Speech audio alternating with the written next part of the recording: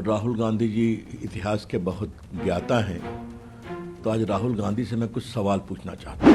1948 में जब भारत की सेनाएं कबायलियों और पाकिस्तानी सेना को पीछे धकेल रही थी, तो सीज फायर क्यों हुआ?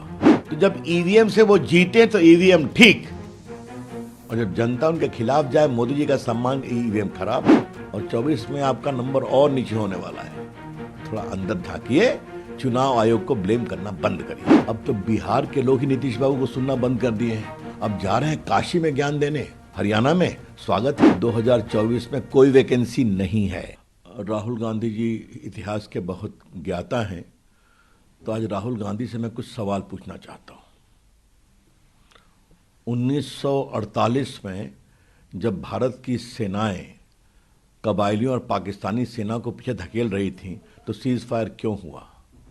जबकि सेना का चाहती थी कि हम पाक ऑक्युपाइड कश्मीर को भी दोबारा ले लें। धारा 370 क्यों बनाई गई, जो कि टेम्पररी थी? कांग्रेस के लोग विरोध में थे। तीसरा सवाल, नेहरू जी हिंदी चीनी भाई भाई आप करते थे, और चीन भारत के खिलाफ संघर्ष कर रहा था, तैयारी कर रहा था। तिब्बत को उसने हड़प लिया, बाकी हमला हुआ, इतनी बुरी तरह से हारे। तो आप हिंदी चीनी भाई भाई क्या कर रहे थे? और वीके कृष्ण मेनन, जो उस समय रक्षा मंत्री थे, जिन्होंने सेना को कमजोर किया, सेना को जैकेट नहीं मिला, बुलेट प्रूफ नहीं मिला, जूते नहीं मिले, उनको आपको हटाना पड़ा दबाव में। तो ये सवाल तो उठेंगे ना नेहरू जी के बारे में। ये क्यों नहीं उठने चाहिए? और उससे राहुल गांधी जो उनके परपोता हैं, उनको परेशानी होती है, लेकिन ये इतिहास की सच्चाई है। और सबसे बड़ी सच्चाई यह है, 550 जो रियासतें थीं, उसमें एक को छोड़कर बाकी ने सरदार पटेल ने हैंडल किया। वहां कोई समस्या नहीं है। यहां एक नेहरू जी ने किया, आज तक समस्या झेले, जो 2019 में समाप्त हुई। तो ये बड़े सवाल हैं, ये सवाल हम उठाएंगे, और इन सवालों से राहुल गांधी भागते हैं, तो इसलिए इस तरह की बातें कहते हैं। हमारे सम्मानीय गृह मंत्री अमित शाह जी को इतिहास की पूरी जानकारी है, और हम लोग स्वयं उनसे बहुत कुछ सीखते हैं। इसलिए इस तरह की बात नहीं कहनी चाहिए राहुल गांधी जी। वैसे आपके ज्ञान के बारे में तो बहुत चर्चा होती है देश में, उसके आगे नहीं कुछ कहना है मुझे। सर, जो चीफ इलेक्शन कमिश्नर हैं, उनके नियुक्ति से संबंधित जो बिल राज्यसभा ने पास किया, उसको लेकर के भी विपक्ष सवाल उठा रहा है। उनका कहना है कि चुनाव आयोग को न सिर्फ राजनीतिकरण उसका किया जा रहा है, बल्कि उसको कमजोर करने की भी कोशिश की। देखिए, बहुत सीधी सी बात है, उनको सुप्रीम कोर्ट के जज का दर्जा दिया गया कि नहीं दिया गया? उनके हटाने की प्रक्रिया भी वही है मुख्य निर्वाचन आयुक्त की। तो फिर क्या कह रहे हैं, ये क्यों कह रहे हैं? वो तो विरोध करेंगे ही।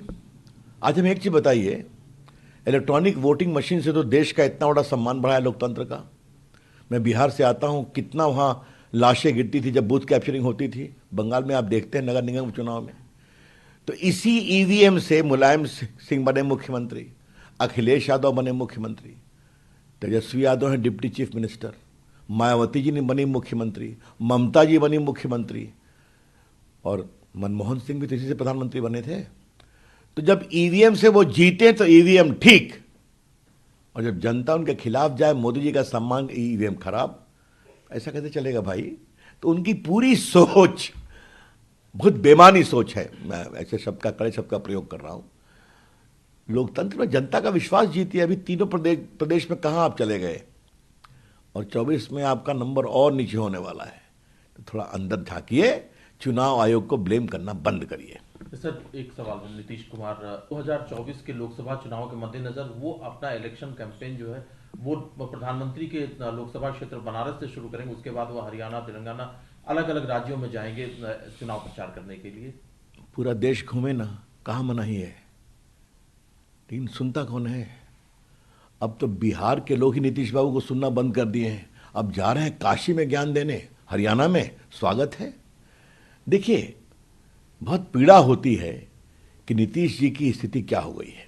हाँ, अटल जी के साथ रहे, मोदी जी के साथ रहे, सरकार में आए, और आज कहां कहां चले गए।